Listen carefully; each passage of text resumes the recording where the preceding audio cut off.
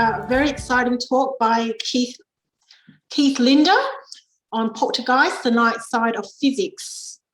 And he's got a very fascinating, he's experienced some very fascinating things in a haunted house for more than 4 years. So Keith Linder is an IT professional holding over 4 certifications in the IT space. His hobbies are fishing, sports, football, basketball, the outdoors, movies, sci-fi, and a proud geek of just about anything dealing with technology. In 2012, his girlfriend and Keith moved into a house right outside of Seattle, Washington, USA.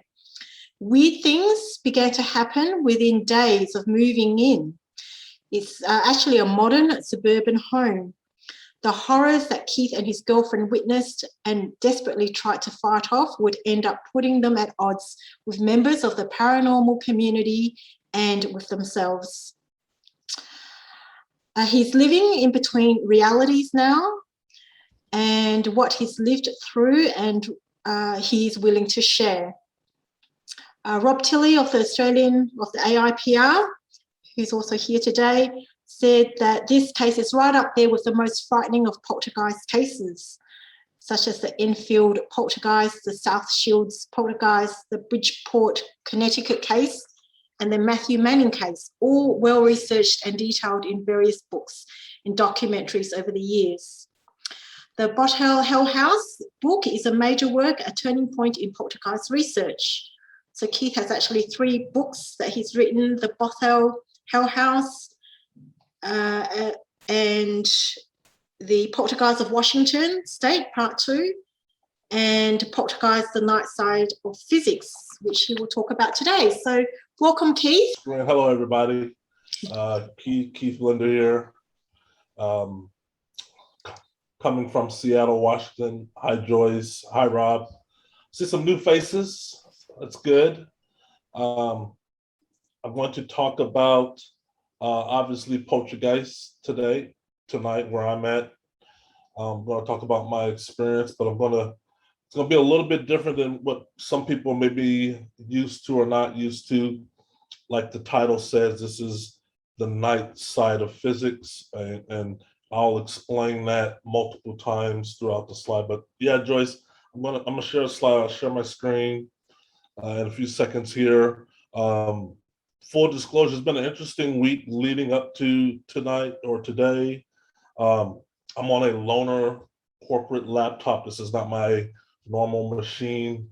My machine motherboard fried mysteriously middle of the week. IT can't figure it out. The hard drive went kaput. A lot of lost data, but thank God I backed everything up, including this presentation. But interesting enough, when they came to replace my hard drive, I work from home, Dell Computer Center technician, and I kid you not, you can't really make this stuff up. And I've been in IT going over 30 years, and I've never seen anything like this, where they brought a new hard drive for the machine. It's sealed, tight, it's plastic wrapped and all that, and he gets the box cutter, cuts it open, and there's no hard drive in there. The technician has been in the field for 20 odd years, going to businesses, residents, and replenishing, machine parts. And he said he's never got a box where it was empty. Only thing that was in the box was the bubble wrap. So weird stuff, can be proven without a shadow of a doubt, but it's been a weird week. Let me go ahead and launch my PowerPoint. Let's see, share screen. Yeah. Okay, cool. We're rocking and rolling. All right. Poltergeist, the Night Side of Physics, presentation by Keith Linder. I'm pretty sure everybody understands Poltergeist. Hope you never had an experience with one. The Night Side of Physics, what is that basically about? It's number one, my 3rd book title. I wanted my 3rd book to focus on As far as my experience, my ex-girlfriend's experience while living in a Bothell home for 4 years, a lot of phenomena, endless amount of phenomena. I could talk for weeks on out about the number of phenomena and events that happened that we witnessed. A majority of the phenomena that we witnessed, and this is not just me, this is other people who've experienced poltergeists in their lifetime. We all say it together, but we don't know each other, is the things that we've seen with our naked eye, the things that we've heard, seem to defy the laws of physics. And by that, I mean the aerodynamics, I mean the machinations, I mean the up and down, I mean the left and right, I mean gravity, you name it. The poltergeist, for reasons we've yet to really explain in true detail, is how and why are they able to do what it is they do. It's a death-defying phenomena to observe, and you cannot help but be frightened, shocked, while at the same time, if you're a researcher, awestruck. The purpose of this presentation is to increase the dialogue surrounding the phenomena known as poltergeists. Can we explain the poltergeist? My opinion is yes, we can. Not only that, the time has come to start talking about poltergeists more openly. What are they? Where are they? It's a good question. And lastly, why are they? In 2012, my girlfriend and I moved into a house, the suburb of Seattle, Washington. Like Joyce said, the phenomena we witnessed while living in the Bothell house would change our lives forever. And that's putting it lightly. And why is that? Like I said, prior to our experience, me and Tina, my ex-girlfriend, had no knowledge of poltergeists. We had no knowledge of the paranormal. We had no knowledge of the activity. I did not even know something like this was even possible. This is something you see in a Steven Spielberg movie. And even then, truth is stranger than fiction. This presentation is a snippet from my third book titled Poltergeist, The Nice Side of Physics.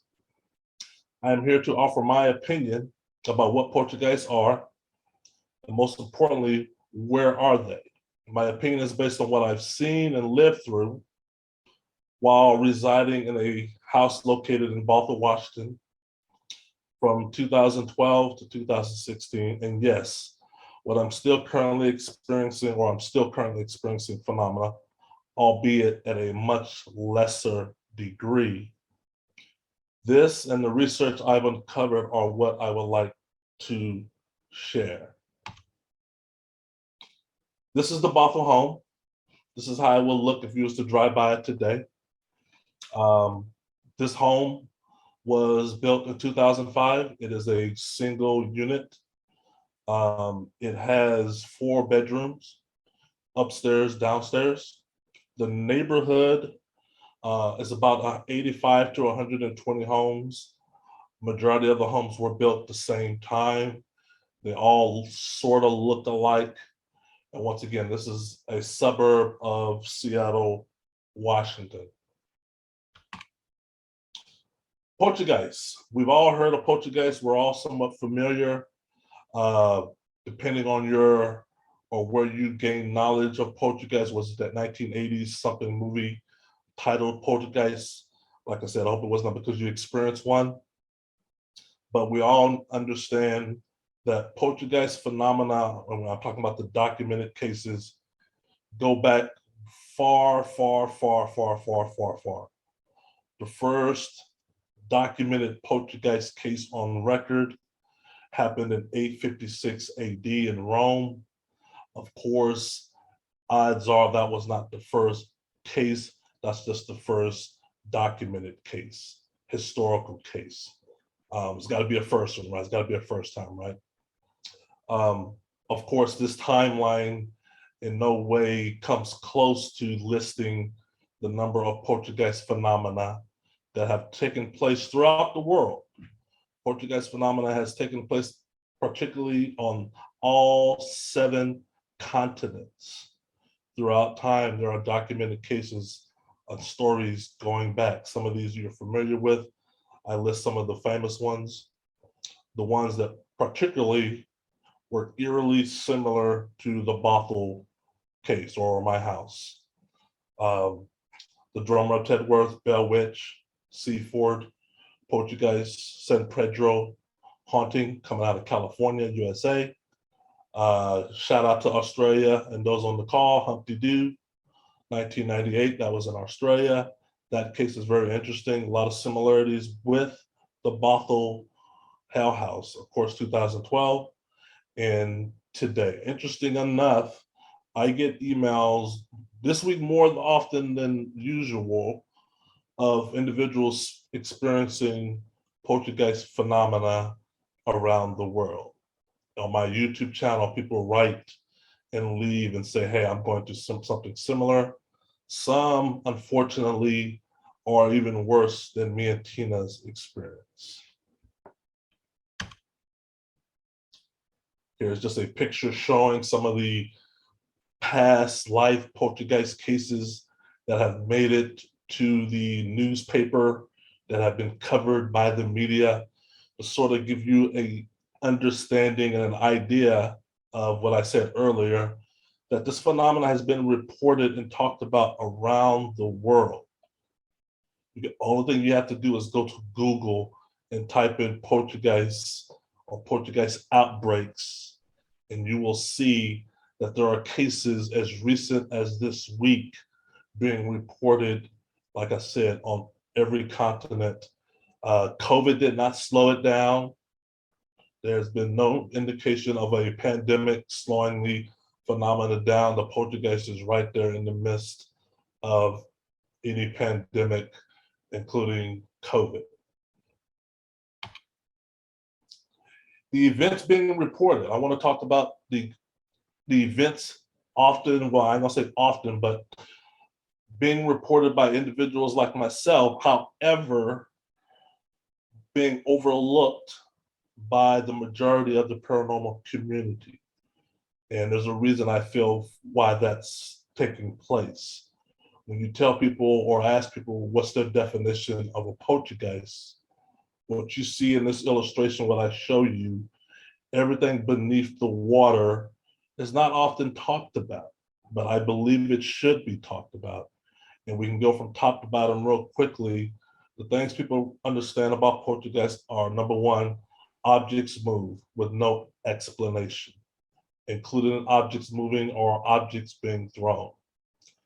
Phantom footsteps.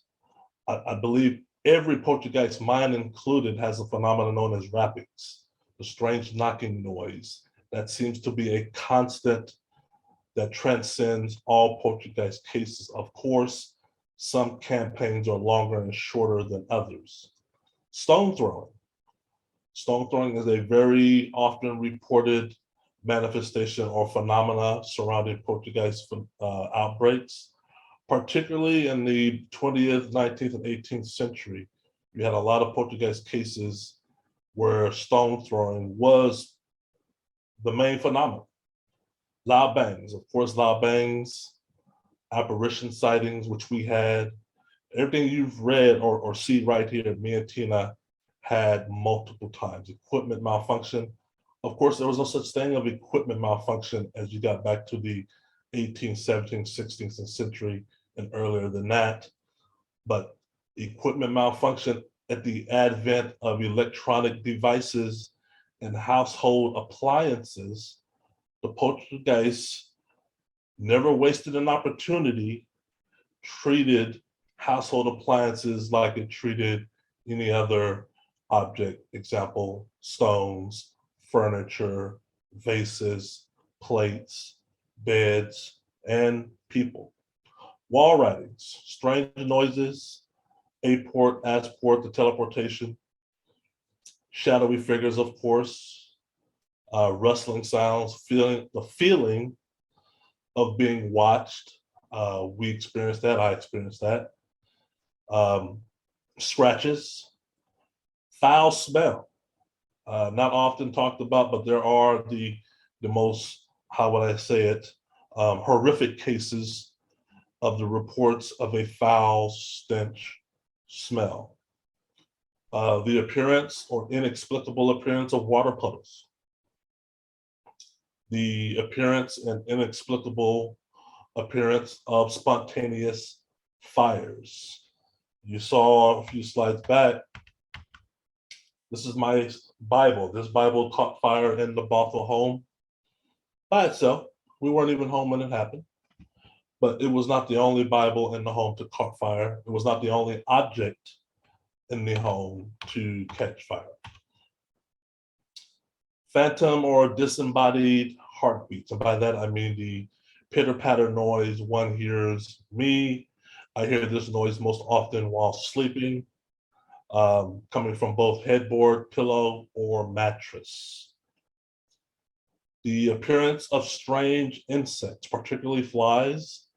What's interesting about the cases that I've uncovered that involve insects, particularly flies, is the flies are appearing in the individual's home off season. And what I mean by off season, I mean winter time. I mean cold snow on the ground. Flies typically disappear during winter. They hide their larvae, they lay their eggs, and they don't return till warmer conditions are present. We had flies inexplicably appear in the dead of winter with 3 to 4 inches on the ground. And of course, the rarest phenomena on all, which is why it's at the very bottom of here, is the poltergeist who, for reasons we've yet to explain or understand, has developed the ability to actually speak. And we know this, there are several cases where the poltergeist is speaking. I'm not talking about a disembodied voice. I'm not talking about wall writings. I'm talking about where the poltergeist is articulating verbally. A good example of that was the Bell Witch poltergeist case, where the Bell Witch poltergeist spoke proficiently to both John Bell Sr. and individual family members. Of course, the speech is often in riddles. It's often in maybe a few times foreign language. Dialects vary, but it is been characterized as speech.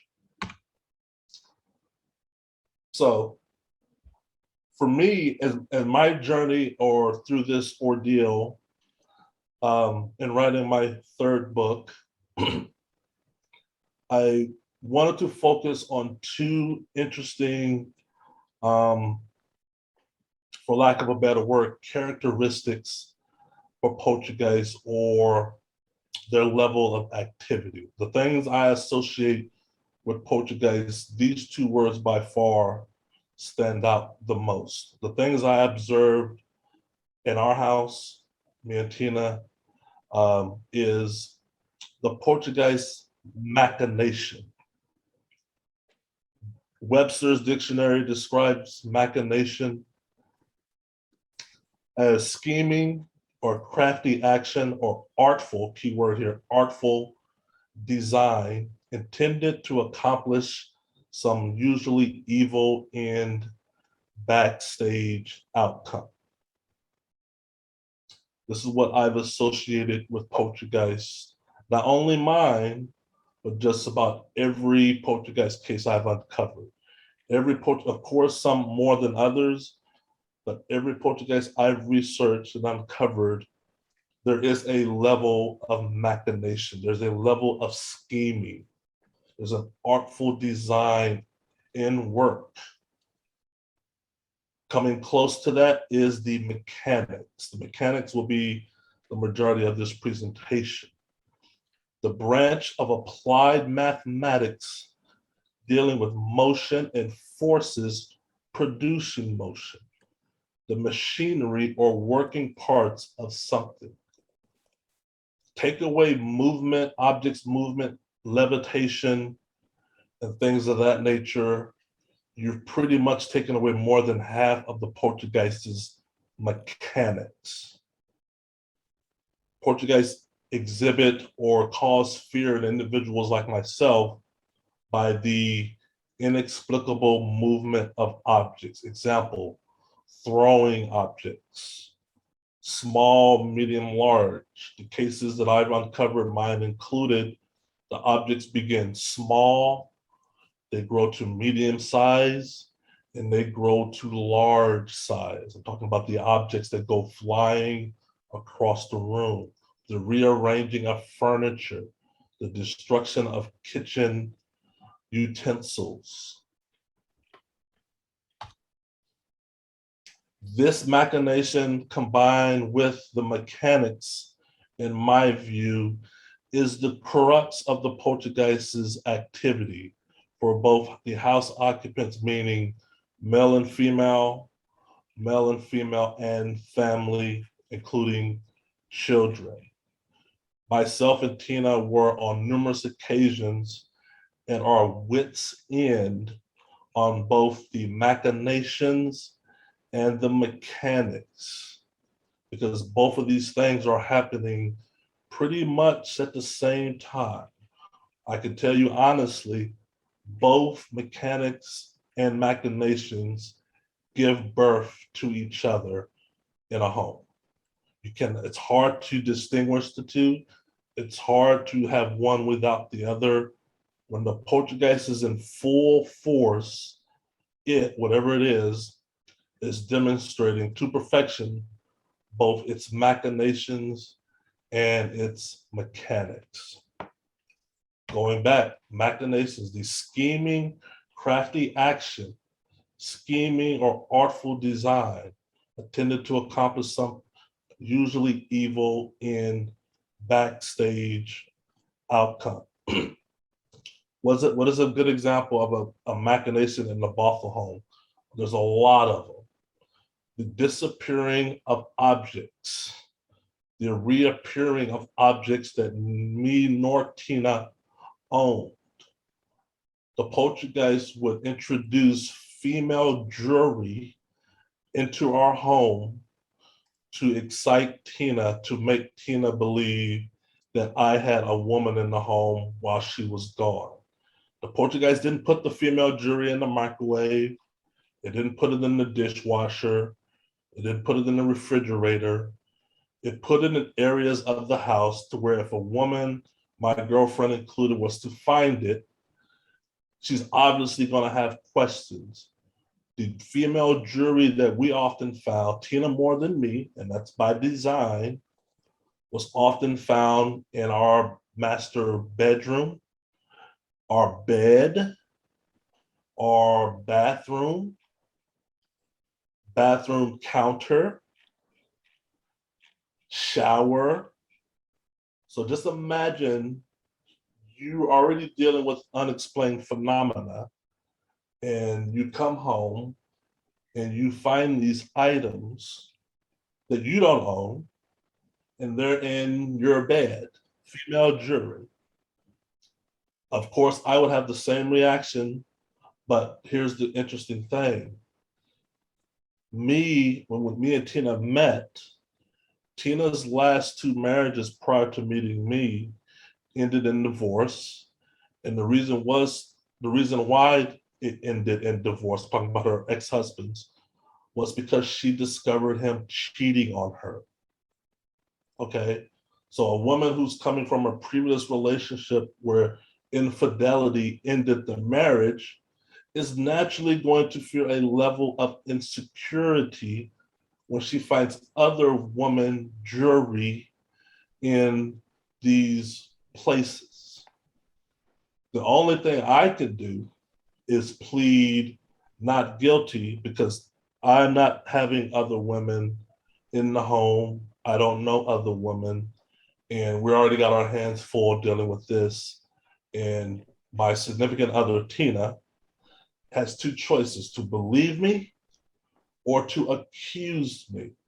And the more these items began appearing, the less she started believing me. Minus of all the things we've seen so far and witnessed, it's still a hard pill to swallow when you find another woman's earring on your side of the bed while you were gone. So let's talk quickly about objects thrown. We know poltergeists love to throw things.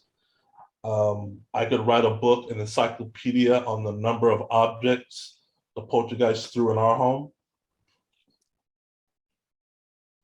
I can tell you the objects started small, pottery, that's not unusual, chairs, coffee table, love seat, bar stool. To the bottom right, you see Bible.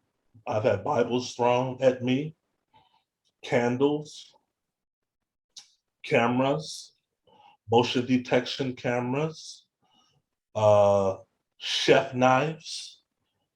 I've had a chef knife thrown at me several times. Cologne bottle, my favorite bottle of cologne, thrown at me, come flying, and at remarkable speeds. The speeds of which these objects travel, I could not throw an object that fast if my life depended on it. These objects, when they are in mid-flight, are true projectiles. And it's true, they don't always hit you. Matter of fact, they never really hit you, but they come awfully close. It's almost like they can navigate your silhouette is how close they become. It brings new meaning to the word grazing. I grazed you. I threw something and it grazed you. Another phenomenon associated with poltergeist that we lived and witnessed, of course, teleportation. The appearing or reappearing of objects, meaning objects are in one room and they mysteriously appear in another room. What's interesting about the Bothell house is we have an upstairs, downstairs. What you see on the left, or we come home one night and all the chairs are pulled away from the coffee table. If you can see to the bottom there, there's a cross on the floor. That cross on the floor belongs in the master bedroom. What you see in the middle of the picture is a chair in black and white. It's black and white because the second it appeared, the motion camera took a snapshot and sent that to me via email. What you see on the right picture is the color version of when I come home and I see the melee. That's the chair sitting in front of my TV. You can't see the camera. I don't know if you can see the camera through the PowerPoint, but there's a camera between the TV and the chair. What you see behind it is my office chair split in half. You see the legs, the roller on the floor. You see an upside down cross drawn on the floor. 2006, Susan Lewis. Let's talk about other poltergeist cases. In Moreno Valley, California, the poltergeist destroyed their home. It threw peanut butter over the place, scratches on the walls, wrote the word cat all over the place, and so on. And in the end, nearly burned down the house. There is an instance in that case where the boyfriend, out of frustration, threw a cat figurine into the backyard after discovering that it was being used by his family as a peace offering to silence the activity taking place. In typical poltergeist fashion, the poltergeist did something unexpected. Matt, the boyfriend, and the rest of the members marched back into the living room, and to everyone's amazement, Matt's especially, was the cat figurine resting between two candles on the living room fireplace. So Matt took a figurine off the top of a chimney, off the fireplace, marched, and his family followed him and threw it in the backyard, walked back into the house to the living room, and the figurine that he just threw is resting as if it never left. I have an identical, almost identical story to that. Summer 2014, I come home from work and I check the mail, normal routine, and I bring my mail, my postal, to my upstairs office, and I sit my letters, about 4 or 5 letters. I sit it next to my keyboard upstairs. I do this every day. This is not new. I do this every day. And I go and walk out of my office. I'm in the hallway and I'm going back downstairs. I'm not making any stops. I'm not going to the bathroom. I'm not going to the bedroom. I'm not making any stops. I get to the top of my stair where I'm upstairs. I reach the top of my stair on my way down, and my letters, the ones I just placed by the keyboard, are resting on the top stair. I kid you not. It couldn't have been more than 4 seconds. Tina's not even home. The Kylie Poltergeist case, Annie McKenzie reported preparing grapefruit for breakfast. A portion disappeared and could not be found. She got 2 bananas to take its place and laid them on the table, when suddenly the missing grapefruit whizzed past her ear and the bananas vanished in front of her eyes. Mr. McKenzie's report, now published in the October issue of the Psychic Science, states that even the heaviest pieces of furniture, which it ordinarily took 2 to 3 persons to move, were knocked about the room, quite independently of any act of the girls, and generally at a distance of 4 or 5 feet from where she was sitting or standing. The Bothell house, once again, talking about the movement of objects. If you look at the top, you see number 1, there is it's a nice bottle of scotch. If those of you like scotch whiskey, this is a bottle of scotch. I'm a scotch guy. Picture number 1 is where it normally rests. This is where it should rest. We have been having a lot of activity, as you can see, because there's a motion camera on the other side. You see the motion camera. I'm looking at picture frame 1, top left. Picture number 2, that bottle of scotch went missing one day and it reappeared in a lower cupboard. Picture number 2 is where it was found. Okay, I'm a tall guy, I'm 6'5", so I can easily reach that. I'm the one who put it up there. Tina could not reach up there. Tina's not going to my scotch. She hates scotch. And when I was going to retrieve a kitchen item is when I found this. And picture 3 is just a close-up of the bottle of scotch, Johnny Walker, resting in the cupboard, much lower. That happened a lot, not only with this particular item, but multiple items.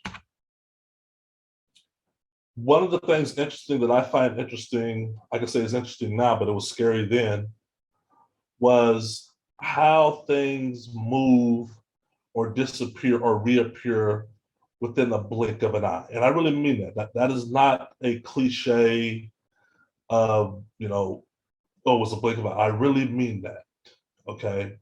So think of how fast your eye blinks in an eye and things just move around. Good example. If you can see in picture at the top left and picture at the bottom left, same kitchen, different angle, or my kitchen cabinet doors are wide open, which is a known phenomenon amongst poltergeist cases, regardless of continent, right? There seems to be a fascination with opening kitchen cabinet doors. Some have their objects thrown out. Luckily, we never did. However, if you see these kitchen cabinet doors, I want you, whoever's watching, to imagine you closing all your doors. Let's just close all of them, right? You got to close all of them, right? You close all of them, and you leave the kitchen. You might be gone 20 seconds. Let's say 10 or 20 seconds. You come back, and they're back the way like this again, like this. Okay? The plant is an interesting story because I was getting ready for work one day. It was one morning, and for those who are not familiar with the case, Joyce knows this, Rob knows this already, he's read the book. This plant was the first object to levitate in the Bothell home, summer of 2012. This had to be right here, with this picture you're seeing right now, this is like August, September of 2014. The plant levitated so much downstairs that Tina moved it to the mid stairway. That's how often it kept levitating. We thought if we moved it to another part of the house, they would leave it alone. We were wrong. This particular morning, Tina left for work. I'm getting ready for work. I just finished ironing my clothes. And right when I'm walking into the bathroom, I hear a swoosh, like swoosh. And I turn around, and the plant is in my bedroom doorway. This is upstairs. This is the master bedroom in my doorway. Okay. We've had so much activity. So this is weird, but it's not gonna win the weird award in our house, but it's weird. I walk out of the door you see right here, poke around, look around. I know Tina's not home. I put the plant, march it back downstairs, put it back in the corner, right? Do that. I might have said a prayer or two. I might have said, hey, leave us alone, cut that out, leave, get out of here. And now I want to hurry up and leave. I want to hurry up and go to work. So I'm hurrying now before they do something else. Soon as I walk through that bedroom door, soon as I get below the beam of my door, the doorway, soon as I do that, I hear a thud. Doom. I turn around. I just came up the stairs. I come up the stairs. I just put the plant in the middle staircase, as you see there. I get to the doorway. I hear a thud. Dud. I turn around, and the plant is less than a foot from me. The plant I just put down, you see the steps down, it's about 6 or 7, 8 steps down. I get up to the stairs to the doorway, thud, turn around. The plant is less than a foot from me. Okay, blink of an eye, blink of an eye. Let's see, I gotta move this around because I can't read it, but I want to show this. Okay. January 24th, 2016, parapsychologist Steve Mera, who ventured to the Bothell home 2016 several times, at 2:47 a.m., this is what he wrote in his journal. They spent two and a half weeks in the Bothell home. His team did. They lived in the Bothell home. This is just one page out of his journal. A pink plastic ball that was on the dining table had been placed on the floor next to the table leg. Suddenly, it was heard to have hit the wall on the opposite side of the dining table. This occurrence took place while Steve, Don, and the homeowner were present. That's me. For the ball to have moved with force to the opposite side of the table, it would have or must have traversed the legs of 6 dining chairs, the table legs, and the outstretched legs of the homeowner who was sat at the dining table. Me, I'll sit at the dining table. On replication, Steve and his team tried to reduplicate that to debunk it. On replication, the ball would not pass under the dining chairs due to the chairs' cross struts being lower than the ball, therefore not allowing the ball to pass through. Though the result of the incident was witnessed, no replication could be achieved. I remember Steve and Don tried this from every angle multiple times. You could not roll the ball from one side of the table underneath to the other side because the chair's legs, when we tried it, would stop it. There's no way. There was no way that could happen. But it did the first time when all of us were in the kitchen, but they could not replicate it. Though the result of the incident was witnessed, no replication could be achieved. No rational explanation was discovered.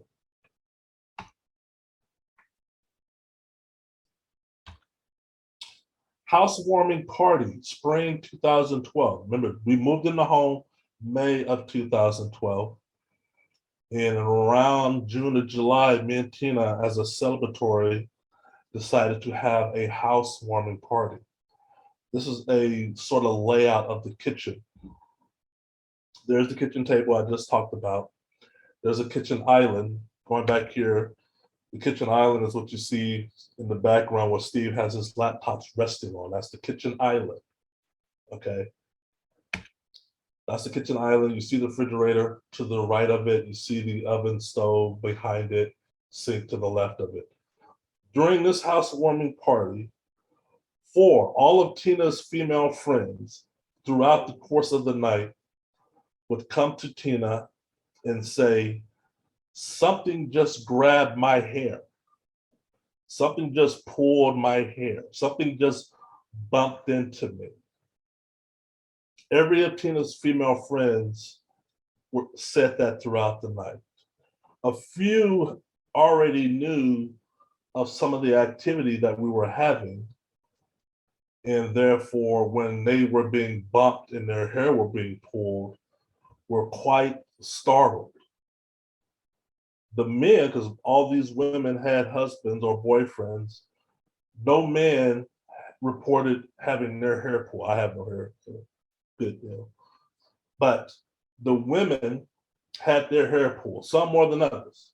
And they all would come to Tina. And I remember I was within earshot of the conversation. And I remember when one was standing next to Tina and she said, something just brushed up against me. And I remember Tina looked at me and I looked at her and we were like, okay, let's hope it doesn't get any worse than that. Okay, so enough of that activity stuff for a while. Let's talk about the night side of physics. American theoretical physicist Lisa Randall, professor of science on the physics faculty of Harvard University, shocked the science community when she and a colleague introduced the Randall-Sundrum model.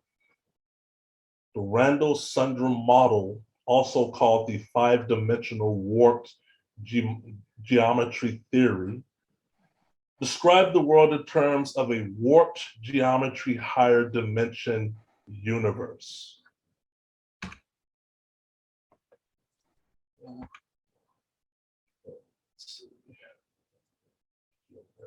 According to Lisa Randall, these dimensions are not far away places. See, when I'm sort of a geeky Star Wars, Star Trek guy, and when you tell me dimensions, I always, in my brain, think of far away places, like, because, Star Trek, what does Kirk say? Boldly go where no one has gone before, and warp speed and hyperspace. So my brain, up until recently, when I hear the word dimensions, I'm thinking that's something like on the other side of the country, on the other side of the galaxy or the universe.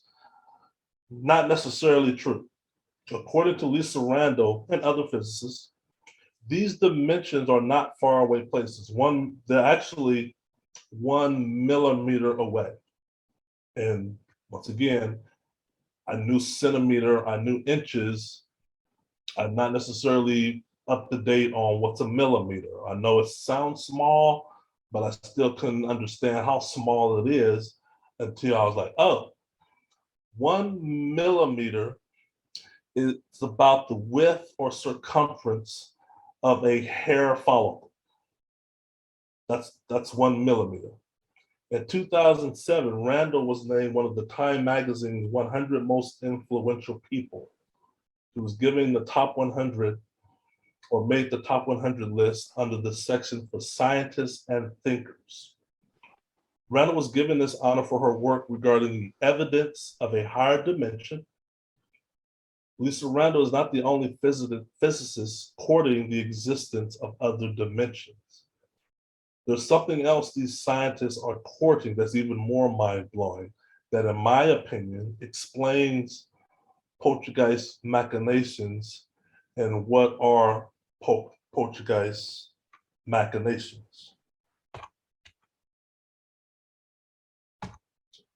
Just a repeat or reminder, poltergeist machinations are everything that you read here, or everything that me, myself, and others are dialing 911 of help us, help us, help us, help us, help us right now. Leave, leave, leave, get out of the house, leave your belongings, get out right now, run, run, run. Don't look back, don't look back. What's causing that is the poltergeist machination. Yeah, the layout of the kitchen, I talked about that briefly. I read that, so y'all heard me read that. Y'all heard me read that. And this is where we are. So, okay, 5 slides. Okay, gotcha. Physicists like Lisa Randall and others say other dimensions exist. We just can't see them. As humans, our brains aren't trained to see, let alone sense anything other than our 4D world. The other dimensions Lisa and others believe are out there where the laws of physics behave differently.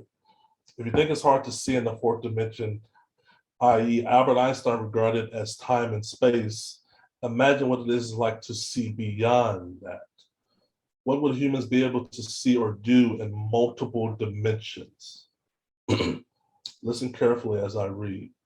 If human beings like myself or you or anybody for that matter were to live or operate in the 5th dimension, possibilities would open within our world. We would be able to move forward or backward in time. While walking down a corridor,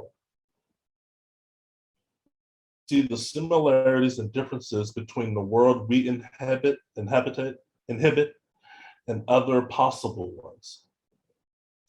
Our different selves, that's weird, our different selves would make different decisions that result in branching futures. In both the 5th and 6th dimension, we'd be able to move along, not a line, but a plane of possibilities, and able to compare and contrast them. No matter where in space you inhabit, we'd witness every possible permutation of past, present, and future. Okay, good, thank you. In the 7th, 8th, and 9th dimensions, the possibility of other universes opens up even more. Physical forces of nature change. Gravity operates differently. That's key word, gravity operates differently. The speed of light is different. We're taught in school, the speed of light is the only constant in the universe, right? Evidently not so.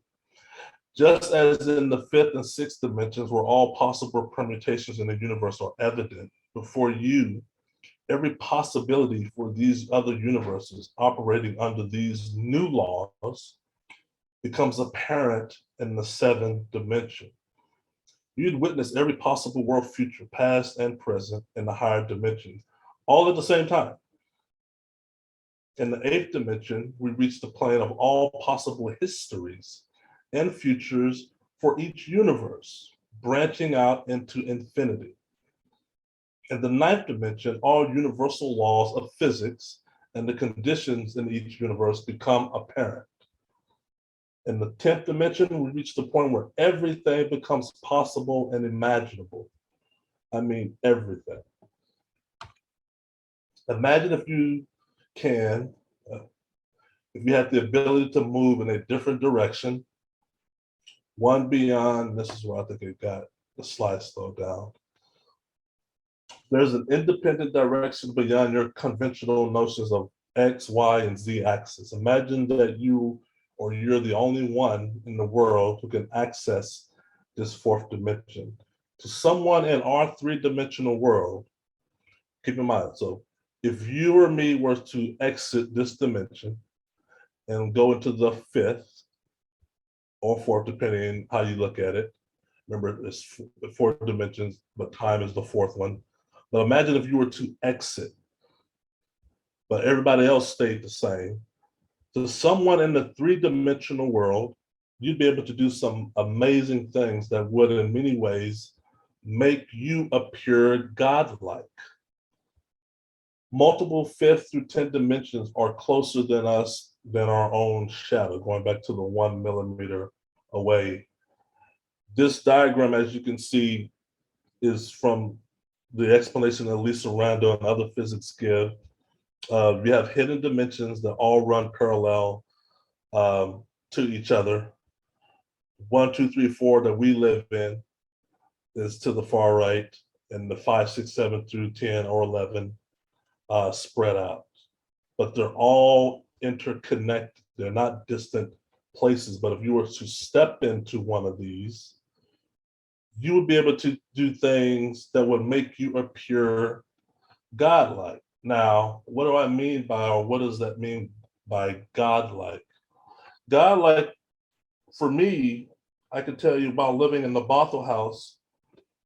Some of the things that we saw, I would attribute to godlike, right? Objects going through solid objects in my brain would appear godlike. That would make, I can't do that. No person on earth that I know can do that. Science says it's impossible, but I just saw it with my own eyes. A ball going through a table, a cologne bottle going through a wall, objects falling through a ceiling. These are phenomena when they are witnessed by myself and others throughout millennia. Some of the quotes you hear people say is supernatural. It appeared godlike. Objects appearing out of thin air. Well, that's interesting. Out of thin air, where? Can y'all see the next screen?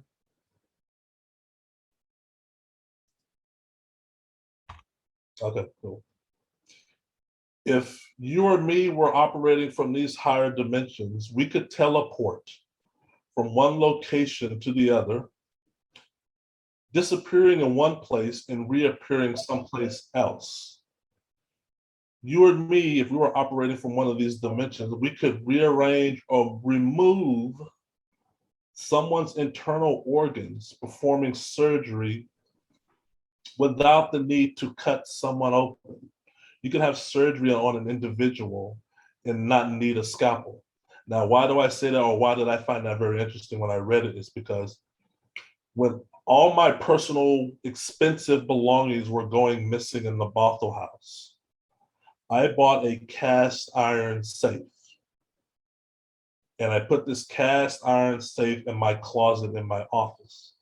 And I kept my wallet, I kept my driver's license, I kept my car keys, and I kept my bank records, credit cards and whatnot, because prior to that, these items would come up missing, and they're still missing to this day.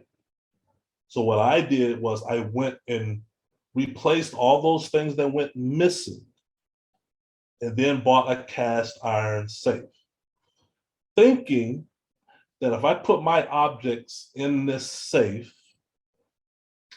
the poltergeist, I didn't use the word poltergeist, I use the word ghost or spirit. The spirits will not go into my safe, because that would just be impossible, right? I mean, cast iron safe, who's going to do that? You don't know the combination. There's no key, it's a combination. I didn't even get a combination to Tina. According to this, operating from these multiple dimensions, you can perform surgery on someone and remove or repair organs without needing to cut that person over. That's a pretty interesting capability, but we, you, me, don't have that capability right now. However, in another dimension, this would be commonplace, okay? So it's not far-fetched to believe that an entity or spirit operating from a higher dimension, when it saw me put my belongings in the safe, I know it must have chuckled a lot or laughed, because it's like the safe from where we are standing, I'm talking about the spirits, is insignificant, is inconsequential. Operating from another dimension, you could simply remove someone from the 3D universe that they're currently inhabiting and pluck them down at some later time in another location, or not, at your whimsy. Once again, what are some of the most often reported phenomena where poltergeists are concerned is the disappearing and the reappearing of objects in the most weird and inexplicable places. Me and Tina had multiple instances where items were relocated in other parts of the house, to where if I was to traverse that object to other parts of the house, it would take me a few minutes. Whereas this spirit, it only took a second or an eye blink. Let's flip this paradigm upside down some more. Imagine if these dimensions or spirits that dwelled, entered in our 3D dimension. What could they do? They'd be able to do the same thing. I can't help but think of the poltergeist cases that I've come across after my ordeal that spoke of family members being levitated by what could only have been an unseen force. Children being dragged out of beds has been reported in poltergeist cases. Children or people, period, have been dragged upstairs. Children or people, period, have been dragged up a wall to the point of almost reaching the ceiling. There are numerous cases where this has happened going back centuries. Now, the witnesses who see this just see a child or their significant other being dragged by an invisible force up a wall, on a ceiling, being hung, or being able to defy the laws of gravity, but they don't see what's holding them up there. An example, and I put 3 here, the haunted house of Wellington back in 1891. It's a classic haunt, heavy footsteps and voices in the unoccupied room. Farm machinery heard moving, but found untouched. The South Shields poltergeist case of 2005, where there were objects reported being levitated without any agent whatsoever. The Almonds haunted case of 2001 is an alleged haunting and demonic possession in Gary, Indiana. In the United States in 2011, Latoya Almonds, her mother, Rosa Campbell, and their 3 children claimed paranormal activity occurred in the residence. Almond's 12-year-old daughter was claimed to have been levitated above her bed, unconscious during the sleepover with a friend. They were said to have prayed until the girl returned to the bed. The daughter had no memory of the incident. The older son was allegedly thrown across the room by an unknown force. What does bullet number 3 say? You could simply remove someone from the 3D universe they're inhabiting and pluck them down at some later time in any location at your whimsy. Going back to the how close are these dimensions to us? Very close. 1 millimeter is extremely close. At the bottom, you see the Bothell house. You could think of it as our universe, right? The Bothell house, all of us, we live in the same universe. However, these other dimensions are close to us, 1 millimeter away. And it appears that these spirits have the ability to operate from these dimensions and carry out their machinations, the ability to travel backwards and forwards at ease, at will. Keep in mind, there are numerous reports, our house especially, of objects missing. One of the theories out there floating about the disappearing and the reappearing of objects is, where do the objects that disappear go? And where do the objects that appear in the home that both parties, me and Tina, say we don't own? These are items that we never owned in our life. Where have they come from? I believe these objects are coming from other residential, other places the world over throughout time. And the poltergeist, somebody right now maybe has my missing Bible or is experiencing a Bible reappearing and they cannot explain where it came from. Or jewelry. Remember, Tina found jewelry in her bed in our room that was not hers. We know that jewelry had to have come from somewhere. Imagine if we ourselves, as 3D creatures, decided to enter the two-dimensional universe. The people in the two-dimensional world could only see two-dimensional slices of us at any given moment as we move downwards through their slice of space. They wouldn't see our full body. They would see slices of us. We would look extremely weird. We'd first appear as 2-foot shaped prints, eventually given away to 2 circles as we move down through their universe. The circles would grow until they join to become an ellipse. More circles would appear alongside them, fingers growing into larger circles, hands, arms, alongside the ellipse, all merging into one large section at our shoulders, then shrinking, growing, and disappearing at our necks and heads.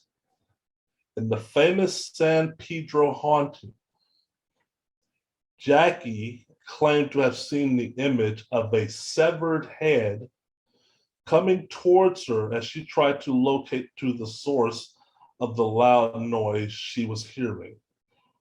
I believe what Jackie was seeing was an entity, what I refer to as the minion, maneuvering between its dimension and ours. All Jackie saw was a severed head coming toward her. Okay? Science tells us that if you and I were to leave our 3D world and go into a 2D world, or a spirit was to go from a 4D world into a 3D world like ours, they would look like, they would appear like this. You don't never get the totality, you only get a portion because the other portions are hidden, they're in the other dimension. So you get a portion. Jackie described a severed head coming towards her as she tried to locate the source of the noise. This is not the paranormal community saying this. These are not parapsychologists saying this. These are physicists.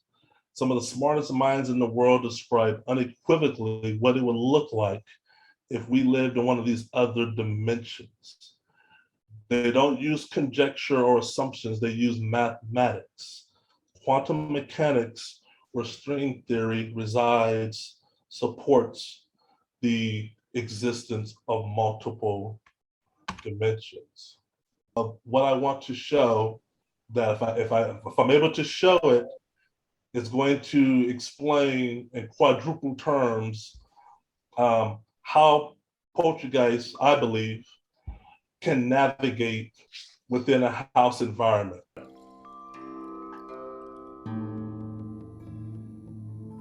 Hope y'all can hear that.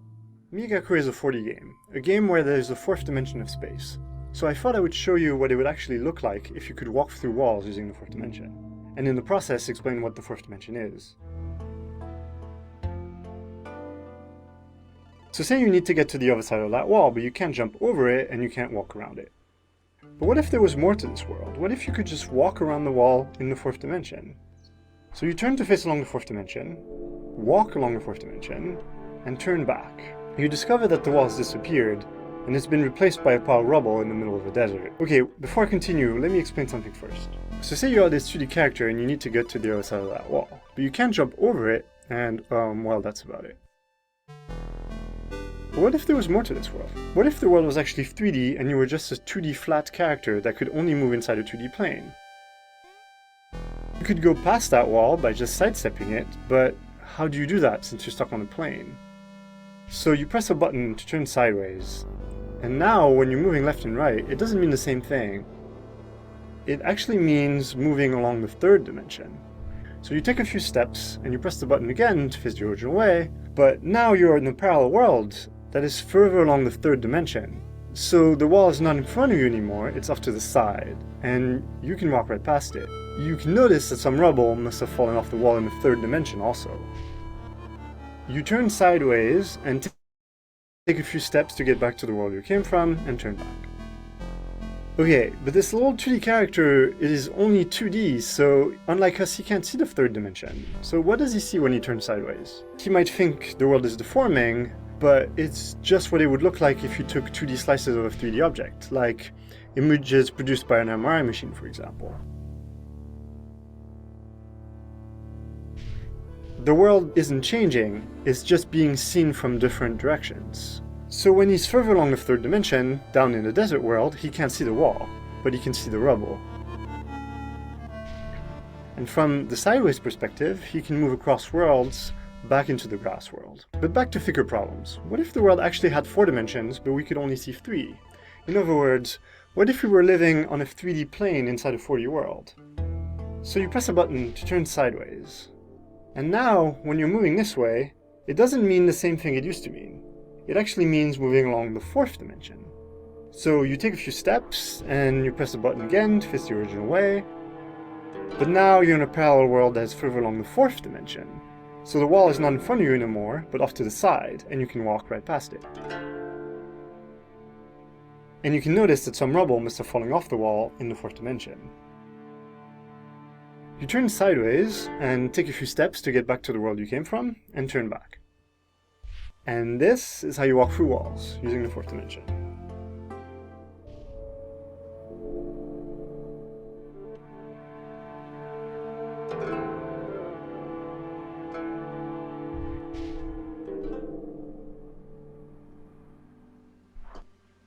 All right, cool. Okay. So that video, why I showed that video, and I found it while writing my 3rd book, it illustrates to me one of the things me and Tina witnessed in the Bothell home, and other people who've lived with poltergeists can understand this, is walls in a house environment. Walls, you and I, we're governed by structure, right? We cannot penetrate walls or solid objects, but the walls in our home were of no consequence. Objects were thrown and traveled through walls and almost hit me, almost touched me. Objects fell through ceiling, through door.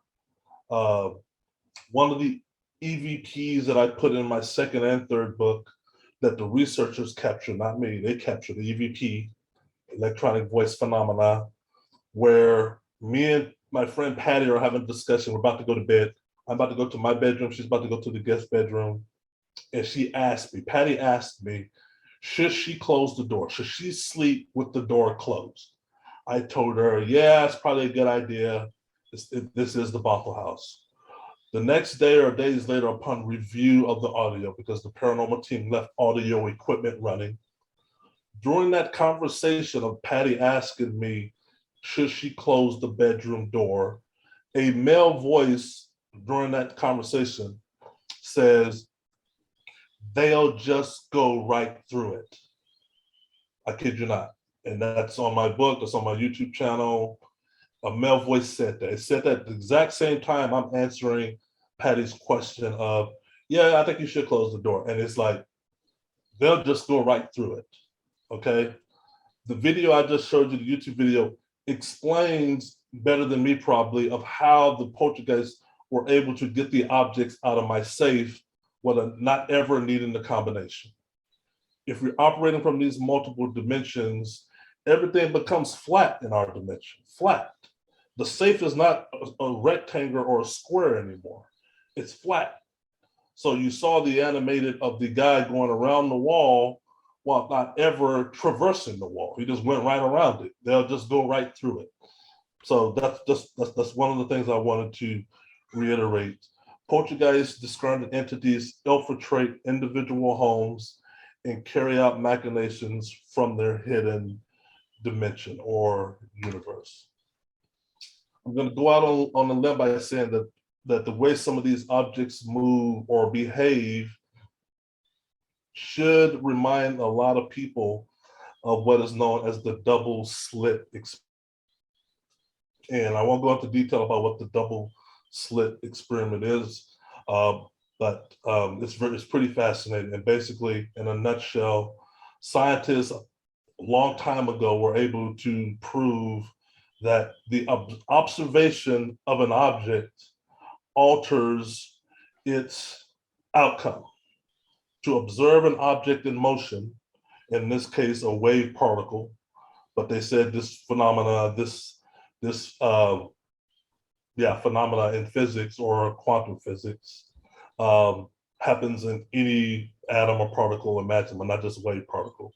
But basically, if you observe something, you alter its outcome. One of the things that you hear about poltergeist phenomena is when objects are traveling in the air, zigzagging, doing cartwheels, it seems when the house occupants turn toward the direction of the object while it's in mid-flight, the object ceases to fly. It loses its will to fly. It falls flat or is lowered.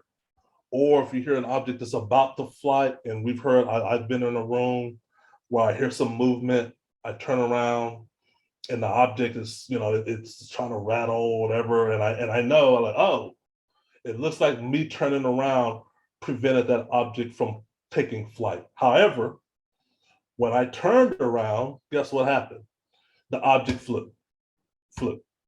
That in itself is sort of what the double slit experiment sort of talks about when scientists observe particles.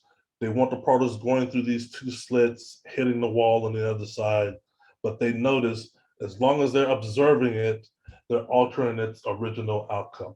It's interesting, it's been reported that the Bell Witch poltergeist, going back to the 1800s, Bell Witch, spoke about or had at will had material appear out of thin air. It would materialize fruit out of thin air and give it to Lucy Bell. Okay, it would put fruit at her feet. All right. And the spirit claimed that this fruit that it made materialize out of thin air came from the West Indies. Now it's very interesting because the Bell Witch happened in Tennessee, right outside Nashville, Tennessee, in a small town. And the fruit being presented to Betsy is not natural to the state of Tennessee. It's natural to the West Indies, to the Caribbean, but it's not natural to Tennessee. And it would make these fruit appear out of thin air. So once again, these dimensions closer to us than your own hair follicle. When you look at these cases up close, you can see that most witnesses, those impacted by stones, say the stones or the objects appear out of thin air. Once again, they maneuver in a way not consistent or not constant with our understanding of physics. Now, one of the terminologies scientists refer to is called quantum tunneling, okay? And there's two mechanics in science. There's classical mechanics, meaning objects cannot penetrate a solid barrier or another solid object. The laws of Newton say you cannot penetrate a solid object. The only choice you have is to go around it. You cannot go through that mountain. The reason why we build highways around mountains because We can't go through them. I mean, you can dig a tunnel, right? You can do dynamite and do that, but you yourself cannot walk through a mountain. Quantum mechanics says, not necessarily. We've been able to see in our laboratories and then these highly powered, expensive accelerators that particles, mainly a wave, can go through a solid object. Wikipedia, quantum tunneling or tunneling refers to the quantum mechanical phenomena where a particle tunnels through a barrier that it classically could not surmount. Another scientific quantum term called quantum entanglement says that what affects one object affects the other regardless of distance. Now, science for a while had a hard time with quantum entanglement. You know, Albert Einstein hated it, but he could not defeat the equation because the equation made sense and it was able to be demonstrated. Therefore, you can't hate something if you can produce it in a laboratory. What quantum entanglement says is you have two objects, what affects one over here automatically affects the other. Tina and I, while living in the Bothell home, never found the second Bible and the third Bible on fire. We found them in the condition you see here. No sign of smoke residue other than what you see on the books themselves. No fire alarm ever went off as a result of these two Bibles that you see. No fire alarm ever went off. These Bibles, where you walk to them, they're resting on a surface in a bookshelf that has right above it, maybe 12 inches above it, another bookshelf. There's no smoke residue underneath the Bible. There's no burnt marks on the wall behind the Bible. There's no smoke residue on the shelf above the Bible. People who've experienced poltergeist outbreaks often speak of items disappearing and reappearing. We know that, right? They often speak of objects behaving weirdly. We know that, right? Usually in midair. Could these items be reacting to whatever it is their copy is doing elsewhere? That's the question I'm asking. Could the objects in the home that are moving and behaving weirdly, could they be reacting to objects, their carbon copy, they're identical, behaving really elsewhere? Think of a magnet, right? You got a magnet and you put it on a table, and underneath the table, you got another magnet, and you're dragging the magnet that's visible by using the magnet underneath the table. Nobody knows that you have a magnet underneath the table, and you're dragging the magnet across the table, and it looks like to somebody, like a child or somebody, hey, how's Uncle Keith able to do that? Wow, how is that happening? Because they can't see the other magnet as it's moving because it's hidden. Well, in our home, the Bibles were scorched. You saw they were burned beyond recognition. However, the laws of physics, the way we understand it, there should be some heat residue, there should be some burnt marks on the furniture the Bible is resting on. Some fire alarm should have definitely been tripped. That's not necessarily so if the copy of that Bible caught fire elsewhere. Phenomena witnessed in the quantum world, scientists believe, or used to say, does not necessarily apply to large objects.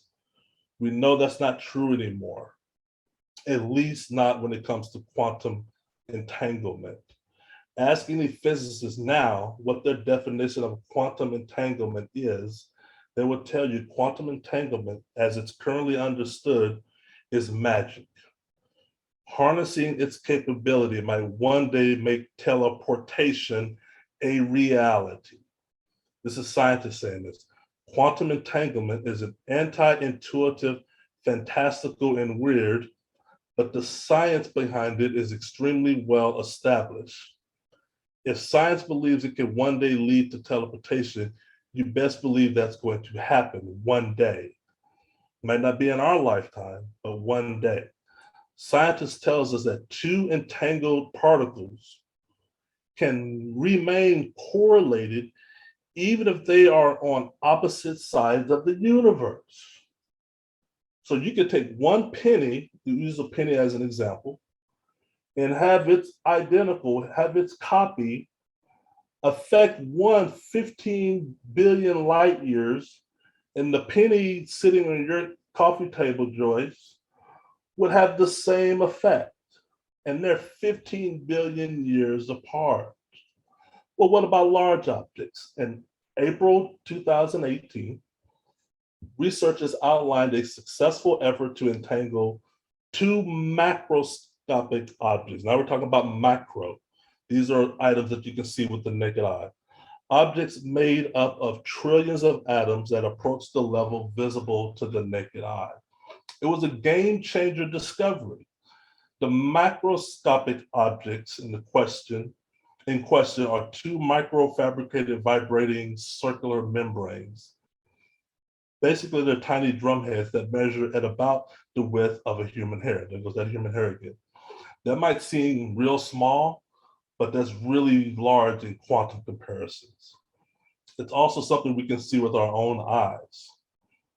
Researchers were able to bring the two tiny drums into the state of entanglement through the careful driving of superconducting electrical circuit to which both were coupled. They kept the noise from the great big word at bay, they kept the noise from the great big world at bay by cooling, keep that word, cooling the electrical circuit to just above absolute zero, about minus 273 degrees Celsius. Amazing. Two drums remained entangled for about an hour, but they had to bring it below zero. What are some of the interesting characteristics reported about poltergeist outbreaks right before objects go flying? What do people tell you? The air got cold. It got cold all of a sudden. I could see frost coming from my own mouth right before the activity erupted, or when an object went airborne, the room changed temperature. Some objects, even after being thrown or flown across the room, or when being picked up, or just demonstrated or described as being hot to the touch, meaning the object was airborne and now it's hot to the touch. Why is that? Familiar case coming out of Australia, the stone throwing spook of Humpty Doo, 1998. In classic poltergeist style, bullet number 3 I'm reading, showers of centimeter wide stones, all lifted from their 70-meter long gravel driveway, landed on floors, tables, beds, and heads after apparently materializing just under the ceiling. Objects flying in ways that defy explanation. And this is very interesting.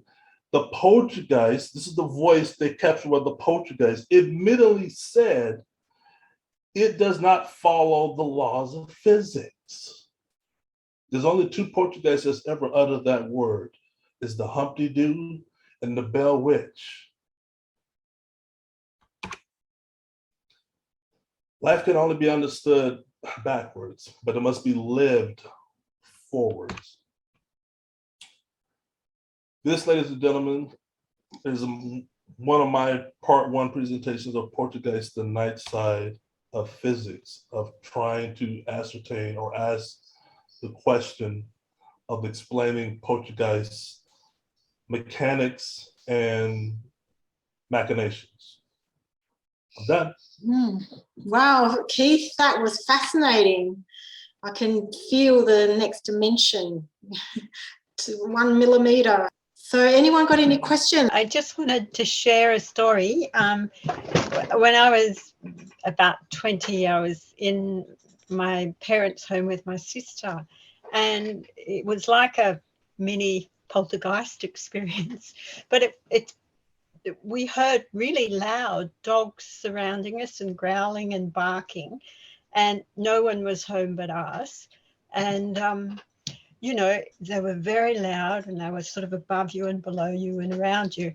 And then my sister, who was brave, I wasn't, decided she had to go outside and see what was going on, and everything stopped. Anyway, and we didn't see anything. There were no dogs around, except our family dog, which we had inside. But it was very scary. But maybe it was like a little mini poltergeist experience. But there were a few other strange things in that house, but mostly not malevolent, except for that instance, which did feel malevolent. So anyway, that was all. Thanks. Now, do I mute again? Thanks, Robin. Yeah, definitely. Anyone got any questions for now? No, just only one comment. I remember being in a flat one time and I heard a voice quite clearly say, "Tonight will be your last night." Ooh. And and because I'm not unfamiliar with the unknown, I just laughed at it and said, "No, it won't be." And I ignored it and I went to bed and I woke up and I was fine. But it was just so clear. Wow. Yeah. Well, a male voice? Yeah. It was a male voice and it was coming from like the right side of my kitchen window. But as I said, I've had so many, well, you guys don't know this, but I've had so many different experiences in my life. I just mocked it and said, "No, it won't be." And I just went to bed. Wow, that sounds pretty frightening.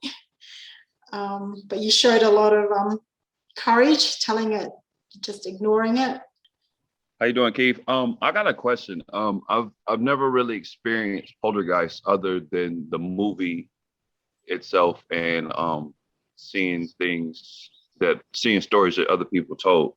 But are poltergeists, because you say machinations, you keep saying machinations. I'm wondering, is poltergeist like a multiple, like a collective of entities or a collective of people being from a different, because like I said, I'm familiar with hauntings. Hauntings is like one spirit, one ghost, one. When you say objects move, it appears as though these machinations that you talk about, Keith, they like people coming together to do things to feed off of your fears, your angers, so I'm trying to ascertain, like, how do you perceive these poltergeists, as one entity or many? Yeah, that's a good question. So one of the things I'll give you two answers. The answer that I observed, and then what the researchers were able to find, which sort of support what me and Tina observed. I always got the belief or feeling, especially when the activity was at its worst, that there were multiple spirits at play. Like this was a concerted effort. Okay, it was just too many things happening, and I give you an example. There were times where I would travel for work on business. I'd be in a hotel, whatever, and I would be attacked in my hotel room. I'm 600, 1,200 miles away from the Bothell house. At the same time, in 2 or 3 time zones back, Tina is being attacked too. Okay, we're both being attacked in different locations, pretty much at the same time, plus or minus 30 minutes to an hour, but pretty much the same time. Which, if we understood dimensions and how they work, it's not very hard for these spirits to traverse and be at 2 places at once, especially if there's more than one. And I always had conversations with Tina of, it feels like there's a lot of them here, a lot. And they had different levels in hierarchy. They had a level of hierarchy where some did this all the time and some did this all the time. And they worked in concert together and made the whole house just miserable. But some days were worse than others. But when they all came together and like, hey, we're just going to really pour it on Keith and Tina today, they really let it loose. Now, fast forward 2 years before a paranormal team came in and started pulling out the evidence, because me and Tina, we have voices, but we never had it on audio. I didn't know what EVP was.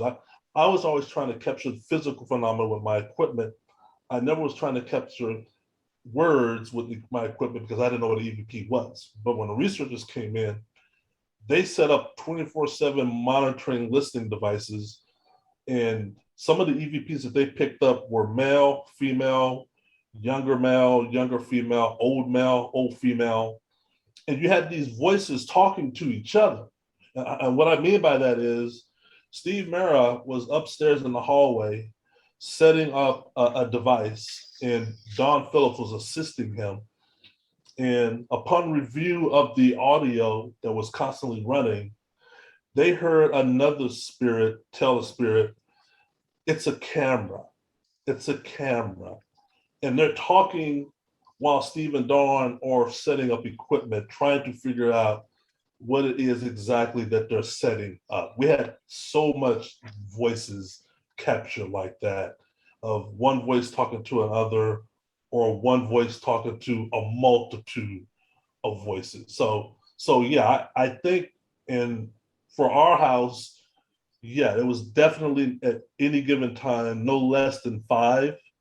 And at the worst, no more than 11, because we captured 11 distinct individual voices. And by that, I mean, these voices had their own voice pattern. You couldn't mimic them. You couldn't copy them. These are distinct voice patterns that came up on the, what I call a spectrometer or whatever that device is, and gives you the voice signature down to the, the octave decibel. So yeah, 11 distinct voices, male and female, and child. And by child, I mean 6, 7, 8, 9 years old. Yeah, that answers my question. I mean, yeah. Yeah, thanks. Very interesting, Keith, and sounds like anything's possible. I really resonate with the Kendall's physics you were presenting, and yeah, amazing. Did she give any suggestions of how to actually see those dimensions or traverse between those dimensions? Well, and good question. In quantum mechanics, in these dimensions, science will tell you are folded. They're folded up. We can't see them with the naked eye, and we wouldn't conceive or know what we're seeing anyways, because they're micro small, but they're closer to you than your own shadow. And her and other scientists say theoretically that if something was to live and operate from these dimensions, the minute they set foot in ours, they would have godlike capability. Okay, and in my book, I use the analogy of Superman. I use that in my book because remember, Superman, we all familiar with Superman. Superman was born on planet Krypton, right? The reason why Superman is powerful and he appears godlike on our planet, right? Superman, he's invincible, flies, shoots rays out of his eyes, can, faster than a speeding bullet, can withstand a speeding bullet, and he can traverse the world and space at will. So Superman, for lack of a better word, appears godlike to us. Well, Superman's powers are given to him because he lives in our solar system and he's powered by our sun. Our sun and our Earth's gravity give him the ability to fly. Where he's from, if you ever watch Superman, the Christopher Reeve or those old ones where they show Superman on his home planet and his family and all that, none of them have power. They just living like you and I. They just rotate around Krypton like, they're only powerful and appear godlike when they come into our world because they're being subject to our laws of physics. Our laws of physics, for lack of a long story, give Superman his powers. So Lisa and other physicists say, if you were operating from these dimensions and you stepped into ours, yeah, a safe would be nothing to you. You would see you and me Remember I told you and Rob a few sessions like this ago, one day I was leaving for work in the Bothell house. I was coming downstairs. I grabbed my briefcase and my shirt flew off. As it flew open. I had a button down. It flew open. And I looked down and all my buttons were gone. All of them. The three buttons that held my shirt together were gone. Now, they weren't ripped off my shirt. There was no tear. There was no rip.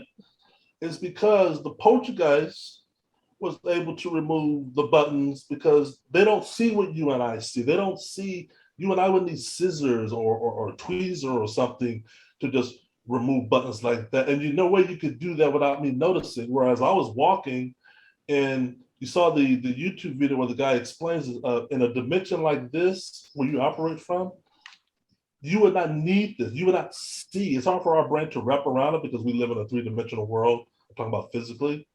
But in a five-dimensional or more world, things that we take for granted, like hiding something in a safe or something, and they don't see the walls like we do. There's no walls in the Bothell house from their eyes.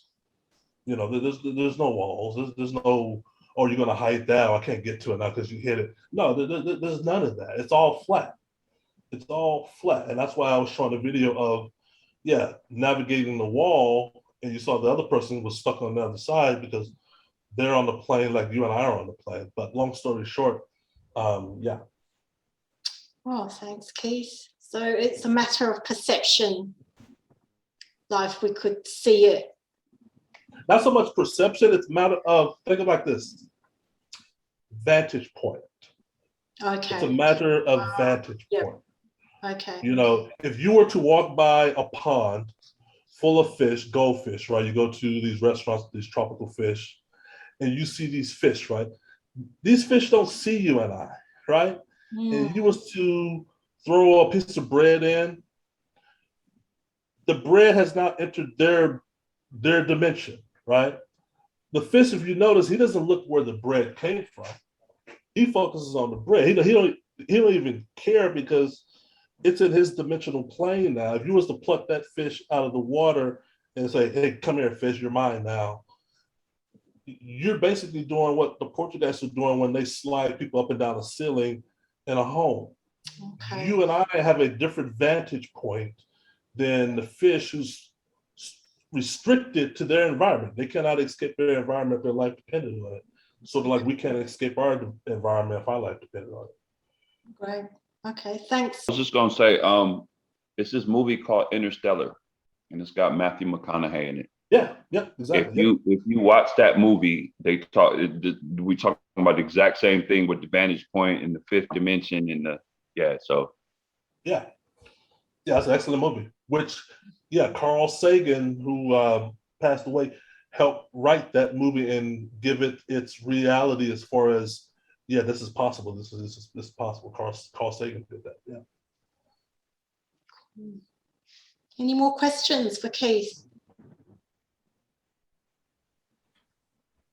Well, thank you, Keith, for that really fascinating talk. His books are available on Amazon, very easy to read, and goes right into depth into the phenomena. Any questions for anyone? Any of the speakers? I just wanted to make a comment about Keith's presentation.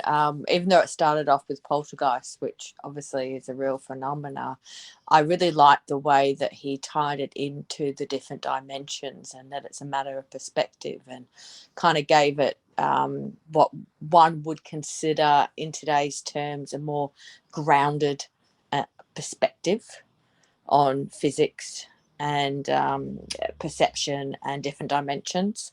So I found it a really well-rounded talk. Yeah, definitely. Thank you. That was my hope. Hey, I do have one more question. Yeah, that's all right.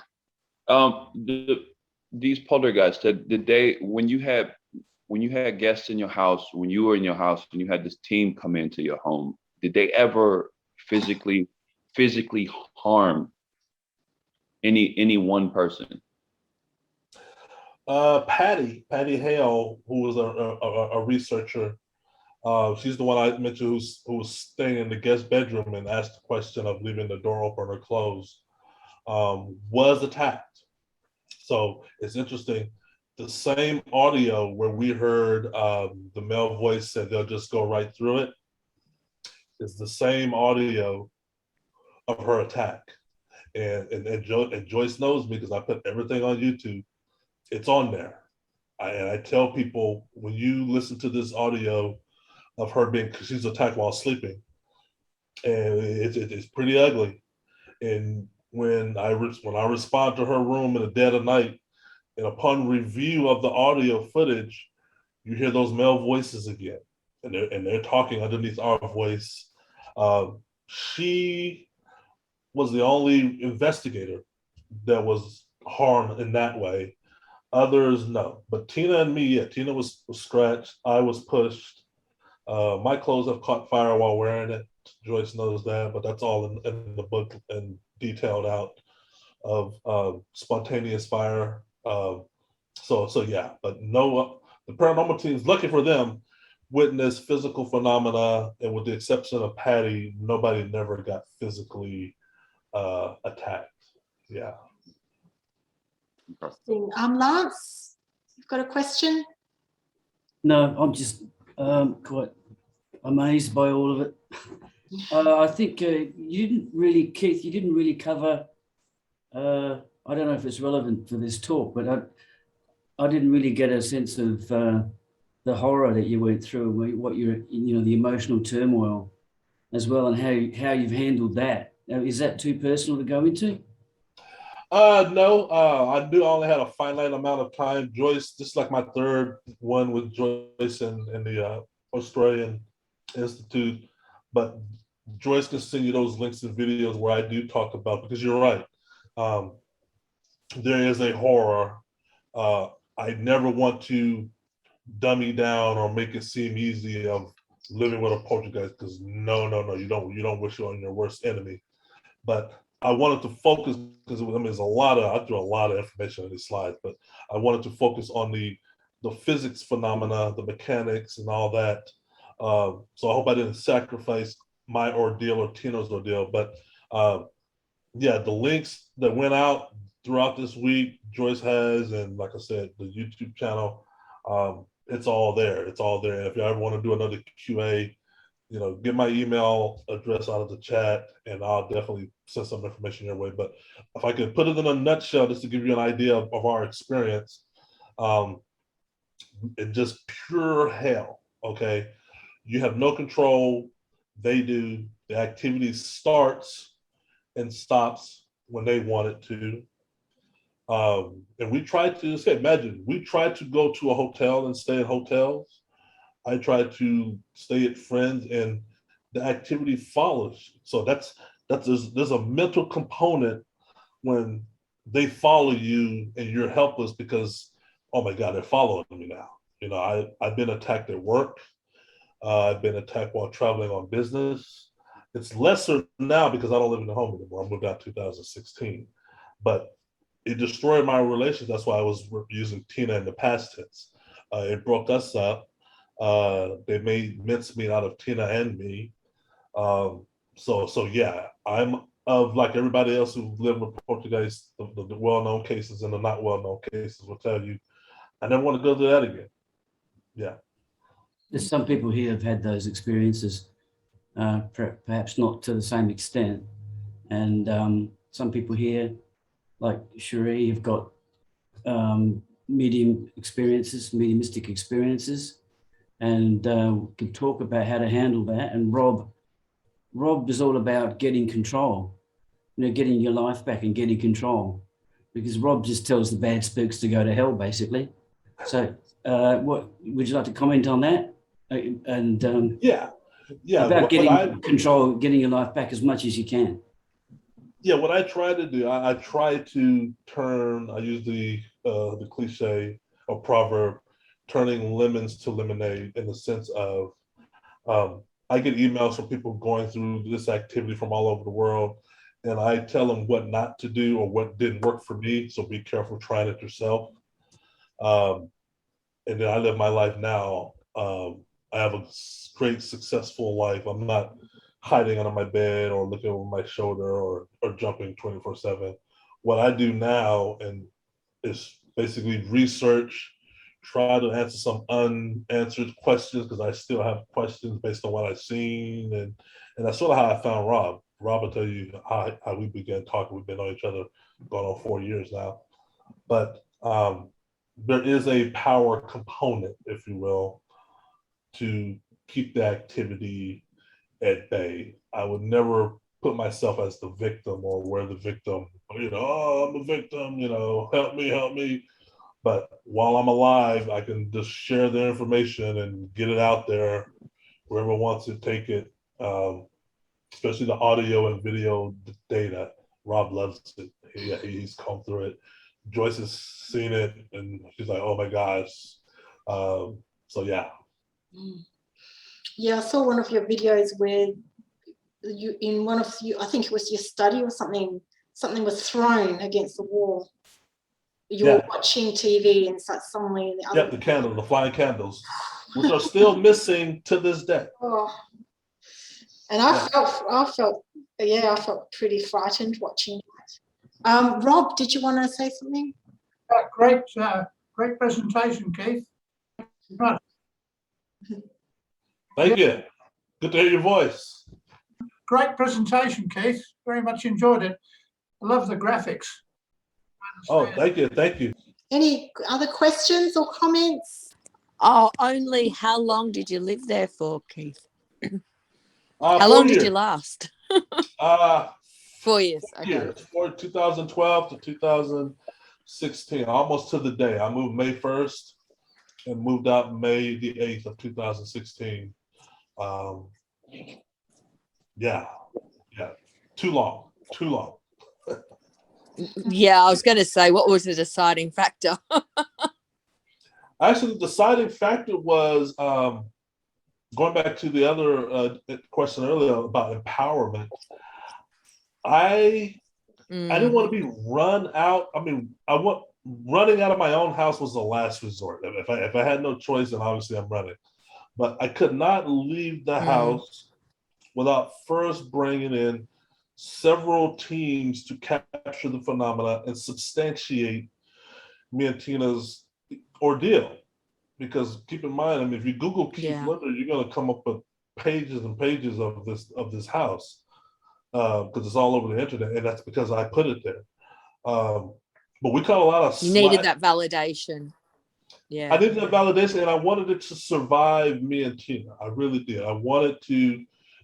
You wouldn't know because of today's presentation, but there was a life lost at the Bothell house. The Bothell house did, or the spirits, I should say, did take a life, not me and Tina's, but a previous tenant who I was able to get a hold of, and they had experiences before we moved in, but they never told anybody, but they were still having problems. And all that's documented and put in both books, but there was a casualty.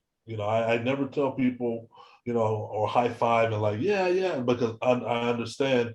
No, a lot the poltergeists and a lot of researchers don't say this, but the poltergeists in our house, it took a life.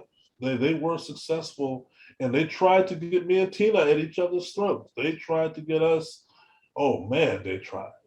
Boy, I mean, you saw what I said earlier about the female jury.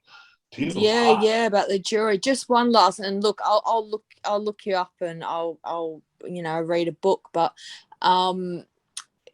I understand there's a new disclosure now with realtors, and I believe it's in America where they have to disclose if things have gone on the past of this nature. Is there anybody now living there? There's a husband and wife who lives in the home. They know of the house being haunted. They don't know to the degree. The United States is different in the sense that the disclosure varies from state to state. Washington is not a haunted house disclosure state. It is for death, like murder, but not for haunted. other states in the country are mainly on the East Coast of the United States. There is a disclosure. You can buy a house, and if the owner didn't tell you it was haunted, they have to give you your money back. That's just, yeah. Yep. Ghost proven or no proven, yeah. Yeah. So, but Washington is not a disclosure. We were not informed of the house, but I wanted to make sure whoever came after me knew. It was a husband and wife, and they still live there. I've not talked to them. I've not reached out to them. I've not been poking around the house, looking around, because I don't need that validation, and I don't want to get the. But they were happy idea enough to take it on with that information. Yeah. And Yeah. Yeah. Fair enough. Yeah, just a couple of questions in the chat. I've noticed, are there geological peculiarities at sites of poltergeist? I believe there are. If I ever play catch up with the data I have from the Bothell house, I have a theory, a hunch. I've noticed just by high level research, not really digging into the weeds of the data of poltergeist outbreaks. I noticed the poltergeist cases that involve spontaneous fire, or the cases that are more demonic, I've noticed are really happening in third world countries, or in South America, Central America, deep Central Asia, deep portions of Africa, Middle East. I could take my story and walk over there through the neighborhood in Rio de Janeiro and talk about poltergeist and get laughed out of a room, because their cases are way horrific. I mean, I've read some of the cases happening in South America, and it made me blush, because I'm like, whoa, I have nothing compared to what they got. And they're still happening. I showed a slide with some of the newspaper clippings. Most of those clippings are recent. Those are no less than 3 or 4 years old, of poltergeist outbreaks happening throughout the world. All you have to do is Google, and you'll pull up news feeds from various parts of the world where these things are happening. But they're happening in territories, number one, where help can't reach. It's hard to reach. These countries are hard to reach. They're controlled by governments where getting in, no, you won't get out if you do that. And you have to traverse very far. I mean, you're talking about going up hills, mountains. But the people, the town people, are at their wits' end. They're being burnt out of their own house. They're being burnt out of any house they move in. Their clothes are being caught on fire. Objects are levitating, being thrown. Voices, wall markings, you name it. They got it all. But and then they would see my case and be like, "Oh, that you had it easy," you know. So yeah, I think I've noticed geographically, those cases of poltergeist seem to be a little bit more, how can I say it, ugly. Yeah. Wow. There's another one, pharmacological exorcism. Any views or opinions?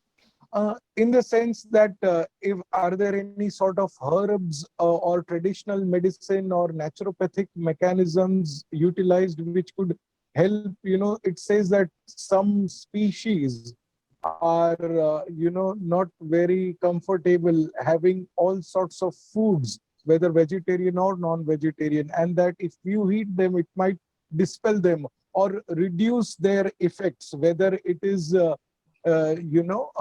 reducing in scratching sounds, or reducing the foul odors, or reducing the hearing of voices, or seeing odd looking creatures, or reduction in the, seeing odd lights around the room, or chronic distractions, or a feeling of suffocation, or experiencing pain, pressure, paralysis, or muscle spasms, which usually, which have no medical explanations. So whatever entities inside which have aversion to religious objects, books, frames, idols, temples, or actual hate, active hate, which is evident by the Bibles that we saw, or the spitting sounds, or actual falling of spit. Are there any other ways where we can involve pharmacology, which can help in reduction of such symptoms, till a proper total removal of the entity takes place? Was it here? Was it evident? I mean, yeah. Steve Mera has I guess what he would call a technique that he incorporates toward the end of his investigation.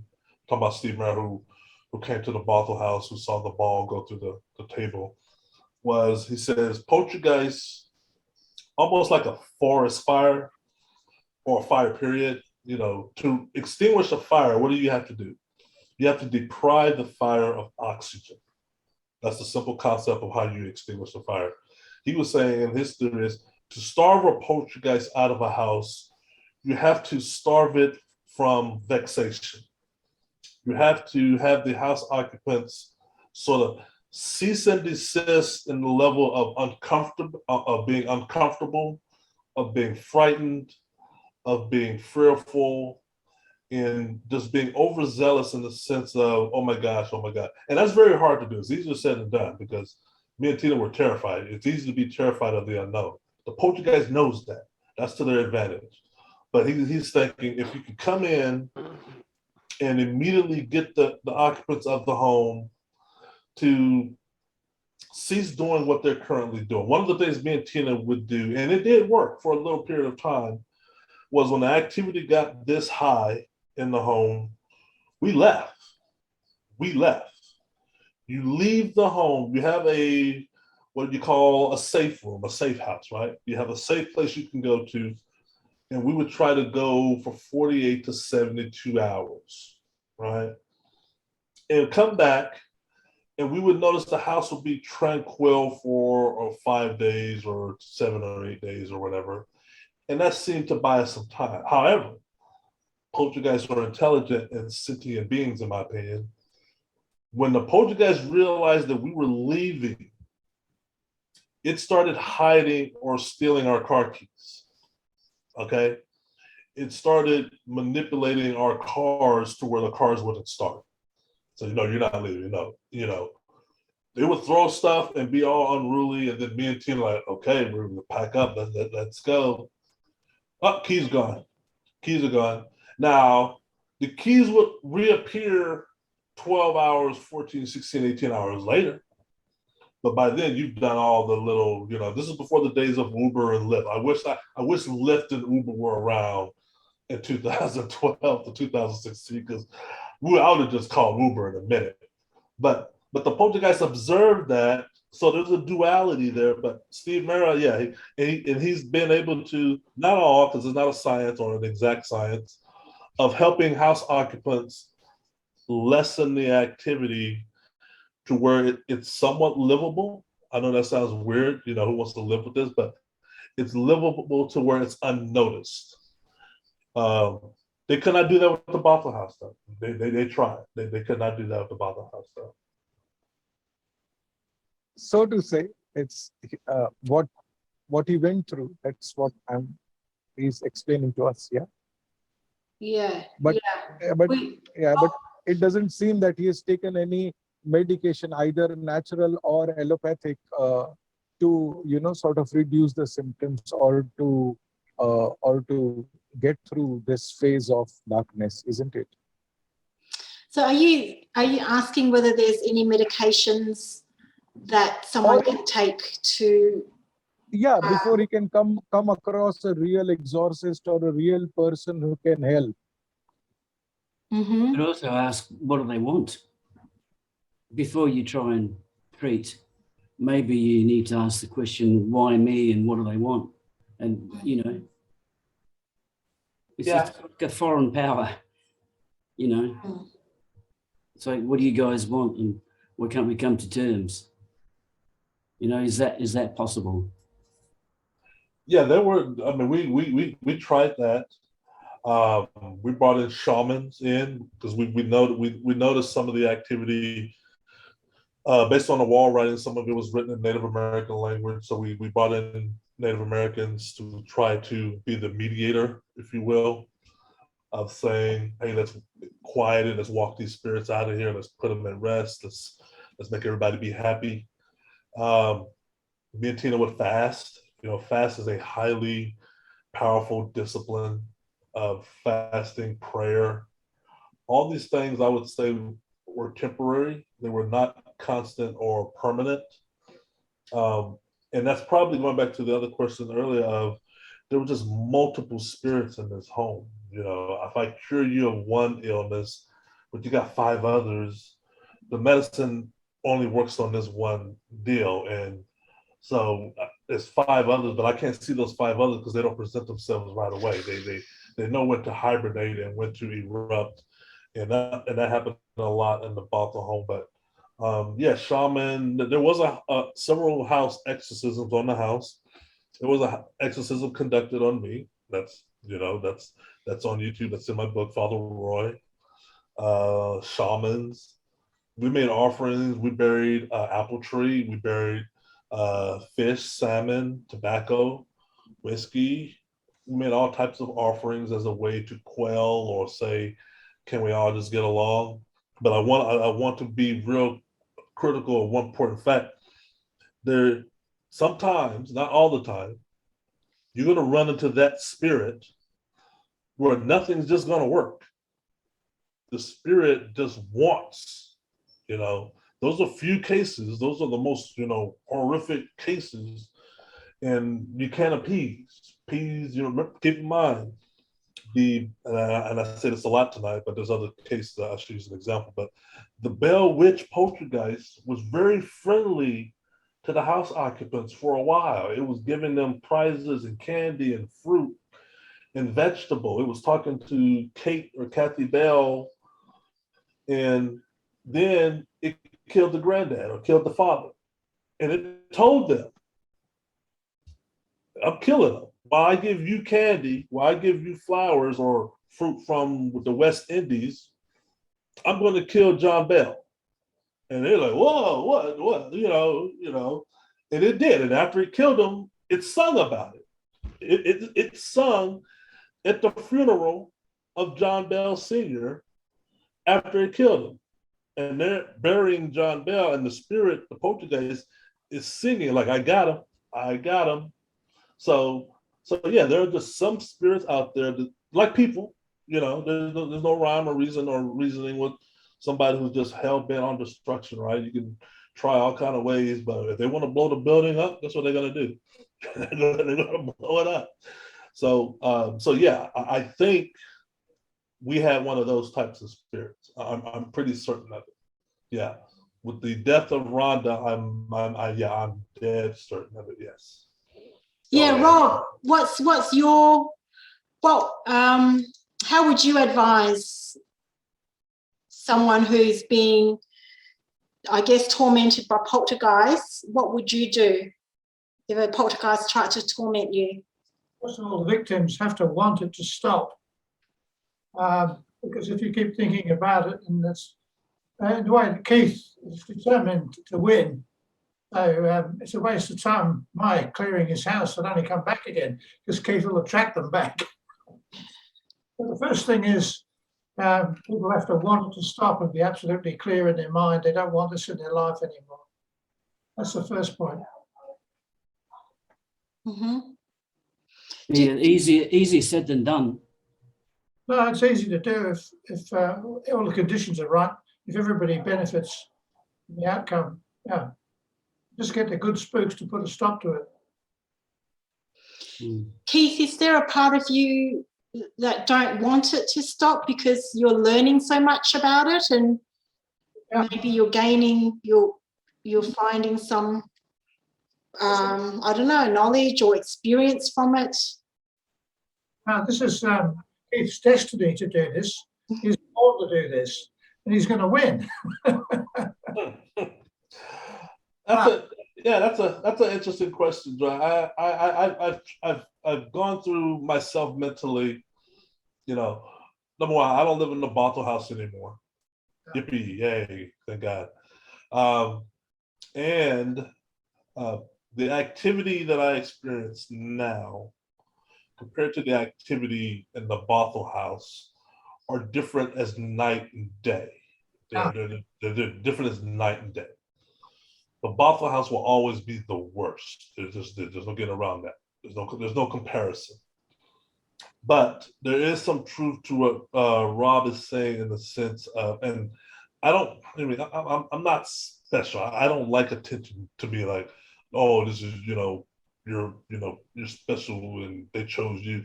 What I will say instead is, as long as I'm alive and can breathe and I got my faculty, and I have a great life. I have enjoyed talking to you friends with me on Facebook. I have a great life. I have a great career, great group of friends. And I'm not downtrodden or why me, I'm not taking, pain meds or whatever, Xanax or whatever, but I'm a positive guy. However, I am a meticulous guy in the sense of I took incredible notes and documentation about the phenomena. And that's just based on my IT background. I think the poltergeists, they saw that and said, this guy, we can do something with. Not all of us negative. This guy, because he's bringing in all this equipment and all these gadgets, and normally people just leave, but he's bringing all this stuff in. And we've thrown everything at him. And he's not running and jumping off a bridge yet. So therefore, they give me stuff. I record it. I save it, back it up, put it on the internet. And I send it to the Robs of the world. I say, hey, this is what's happening or what's going down. And let people discern and figure it out and say, oh, I was going down this avenue about poltergeists. You've just introduced something that I never knew about poltergeists. So you open up a new door for me intellectually. Oh, that's interesting. And that's what I'm doing, going back to turning lemons into lemonade. There's so much information about the Bothell house. Yeah. Anybody choose a subject matter. If EVPs is your thing, I got maybe over 1,200 EVPs for you. If burning Bibles is your thing, I got that for you. If wall writings and the makeup, the oil and the black oil versus the yellow oil, I got that for you. If pick a subject under the poltergeist umbrella, and I bet you I got an encyclopedia waiting for you. I can't comb through it all. It's impossible. There's only 24 hours in a day. And therefore, I put it out there. I'm a wine lover. I drink wine, so therefore wine ages with time. This is going to be valuable one day to somebody. Somebody's going to be able to put all the pieces together and be like, whoa, oh man. So yeah, but I'm fine. I'm fine. I don't walk around and talk, I don't talk to them, but I have stuff to go missing. When I moved into where I live now, I had 14 silverware knives, 14 silverware knives. I live alone. I got 3 knives now. 3. Gosh. 3 silverware knives. The other are gone. No, I didn't. I didn't throw them away. Nobody throws away, silverware knives. But they take them. I don't go around crying or looking for them. I don't even ask to give it back. I don't even want to give them the satisfaction of, hey, can you please give it back to me? I don't even do that. I got 3 knives, and now they're starting to take my cutting knives. I have a sheath with all the cutting for cooking, and 2 are missing out of that now. So I know one spirit, for whatever reason, is on a knife campaign. He's the knife poltergeist. He's all about knives. So somebody around the world is getting knives appearing in their house, and they're probably scratching their head like, where did these knives come from?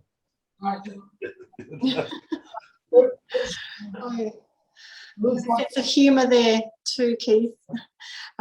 Thank you. Oh, did you want to say one last thing, Rob? Please, yeah. Keith, there is one other possibility of it ending, and that's when you become bored with it. When the kind of like that now. Yeah, I'm kind of, well, I mean the phenomena or the evidence. I'm not bored with the evidence. I'm too geeky, Rob, to ever be bored with the evidence. I watch Star Wars, Marvel movies, Star Trek. I'm that guy. So if something goes through a table or wall or something, I would never be bored with that because I'm a sci-fi nut. And if that's happening, then it's not science fiction anymore. You know, it's so. But yeah, I'll never be bored of that. But I don't go around, you know, saying come out wherever you are, talk to me or anything like that. But I just think they see, you know, purpose in the sense of this guy takes hella good notes, better than us. You know, so Yes, and thank you for bringing all that knowledge to us, Keith. If you want to see some of his really good talks, I've got them on my YouTube channel. It's also on Keith's YouTube channel. So Keith L or Salubrious Events. So he's got quite a few talks there, and yeah, and as well as his books. Okay, well we have to close here anyway because I've got to go. But thank you for staying longer than what was intended and for participating. Really enjoyed it. And yeah, thank you so much everyone for joining us. If you want to get in contact with any of the speakers, just email me if you don't have their emails. I just want to quickly sum it up. I think maybe we could use hypnosis to increase our ESP and change our perspective and travel through the different dimensions, make spirit friends, and use the Mesa app to capture the evidence. How about that? And bring it onto iPhone or OS. That'd be great. Beam me up, Scotty. Yes, and I love sci-fi too, Keith. I love my Star Wars. All right, thank you so much again, and hope to see you another time. Thank you. Yeah. Thanks, Bye, Joyce. Thanks, everybody. Thank you. Be Okay. good. Be safe. Good night. Stay safe. Good night. Bye-bye. Bye. See ya. Bye.